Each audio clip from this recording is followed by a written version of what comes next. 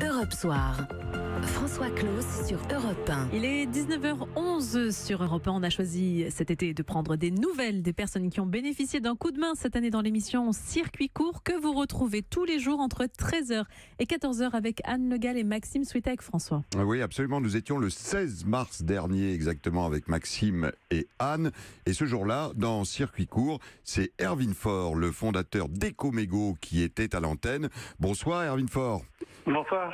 Alors, vous avez inventé, vous, une solution de ramassage et de recyclage de mégots de cigarettes. Alors, en un mot, d'abord, c'est un véritable fléau aujourd'hui, les mégots de cigarettes. Donnez-nous quelques chiffres qui nous éclairent sur ce problème.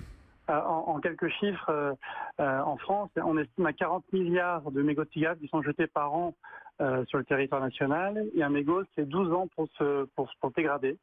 Et puis, au sens de la potabilité, un mégot pollue 500 litres d'eau. Donc, il y a des ravages qui sont colossaux sur la pollution environnementale. 40 milliards de mégots par an, vous avez bien dit, jetés en France selon des estimations. Vous, ce problème vous a alerté. Et dans Circuit court, bien, vous développiez une idée. Cette idée, c'était finalement un kit complet de recyclage du mégot. Expliquez-nous comment ça fonctionne. Alors, Ecomégo, c'est, pour reprendre un petit peu à la base, c'est un projet d'entrepreneuriat social. Donc, on fait du mégot de cigarette, un sujet qui sera créateur d'emplois. Donc, on s'attaque à une problématique sociale, donc environnementale, le mégot de cigarette, et on en fait un sujet qui est générateur d'emplois, notamment pour des personnes qui en sont éloignées. Donc, c'est vrai qu'on a développé une solution de sensibilisation, qui est le cœur du sujet, pour faire en sorte que les fumeurs ne jettent pas leur mégot de cigarette par terre. Ça, c'est de la com, donc des affiches, des campagnes, des messages. Et de la sensibilisation de terrain, parce que on a beau faire plein de choses au niveau du digital, mais la sensibilisation de terrain, elle est au plus proche des gens, c'est quand même le cœur du sujet. Le deuxième sujet, c'est d'installer des espaces fumeurs visibles, ludiques, avec des repères visuels qui permettent à un fumeur de se dire finalement je vais jeter mon mégot de cigarette dans un cendrier dédié. Et l'ensemble de nos cendriers sont aujourd'hui fabriqués par des personnes en insertion sur la ville de Bordeaux. Alors on avait vu effectivement Erwin Faure des cendriers de plage se développer, où on distribue à côté des plages des cendriers. Pour tout vous dire, moi je suis un fumeur invétéré, je suis un éco-citoyen. Force est de constater, alors moi j'enlève le petit bout qui brûle de ma cigarette et je mets mon mégot dans ma poche quand je ne trouve pas un endroit pour mettre le mégot, ce qui arrive très souvent. Regardez les voitures par exemple, il y a plus de cendriers dans les voitures. D'ailleurs, problème en été pour les incendies, on jette son mégot par la fenêtre.